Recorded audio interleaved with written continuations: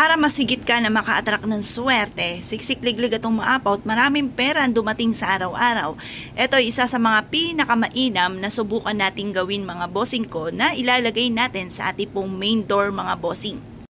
Para po tayo mga bossing ko higit na maka-attract ng swerte bukod sa ating sipag at tiyaga at pananalig sa mahal na Panginoon ay mainam na meron tayong mga ganito na panghatak ng swerte at pantaboy ng mga negatibong enerhiya. Ito pa mga bossing ko ay ang ating asin mga bossing. Gawin po natin ito sa umaga mga bossing ko bago pumutok ang sinag ng araw mga bossing na mga bandang alas 7 or kaya po ay matatapos ang pampaswerte hanggang alas 8 lang po ng umaga.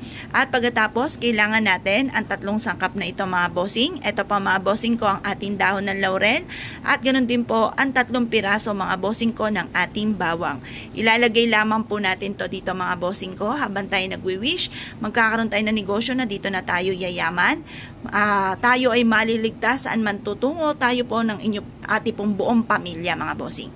Yan. Pagkatapos po niyan mga bossing ko, ito po ay lalagyan natin ng dahon ng laurel. Tapos, mainam na ilalagay po natin ito mga bossing ko sa likod ng pintuan ng ating pong main door or kaya po mga bossing ko sa likod ng pintuan ng bawat pintuan po natin mga bossing. Para maitaboy kaagad natin ang mga negatibong enerhiya na nagdudulot mga bossing ko ng kamalasan. Bukod sa ating sipag at tiyaga mga bossing ko, mainam na meron tayong ganito sa likod ng pintuan ng ating pong main door upang sa ganon ay magtuloy-tuloy ang pasok ng swerte at maitaboy nito ang mga negatibong enerhiya na nagdudulot ng kamalasan mga bossing. Marami na nagpatotoo na sila po ay sinuwerte po sa ganitong mga pamamaraan. Kaya kung kayo po mga bossing ko ay nais nyo na bumuhos ng tuloy-tuloy ang walang hanggan na swerte mga bossing ko, subukan nyo po itong gawin mga bossing ko sa asin at ganon din sa bawang at dahon ng laurel.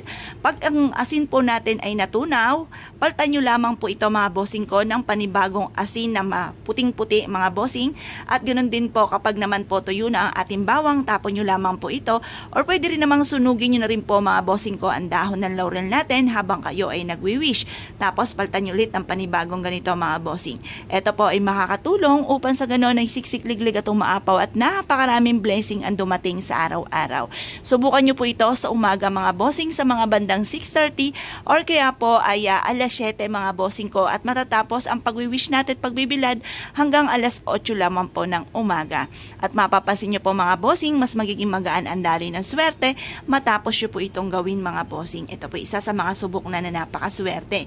Kaya kung kayo po naniniwala at nais nyo po itong gawin, mag-wish ka ng mula sa inyo pong puso, time-team na panalangin mga bossing ko at walang imposible sa mga taong masisipag, matsatsaga, hindi nakakalimot magdasal at sa mga taong gumagawa ng ganitong mga pamamaraan. Dinadagdagan po kayo ng pagiging positibo sa buhay. Kaya kagagawa ng ganito dahil ikaw ay positibo at ikaw po ay naniniwala na ikaw ay magiging matagumpay sa pamamagitan ng inyong pong sipag at tiyaga at pag-attract ng swerte kagaya po ng simple mga pamamaraan na kagaya po nito mga bossing. Para siksik-liglig at umaapaw at maraming blessing ang dumating, gawin nyo po ito mga bossing ko at ilagay nyo po ito mga bossing ko sa sulok ng inyong pong tahanan. Yan po ay mapapansin ninyo ay dadaloy ng walang humpay ang swerte po sa inyo mga bossing.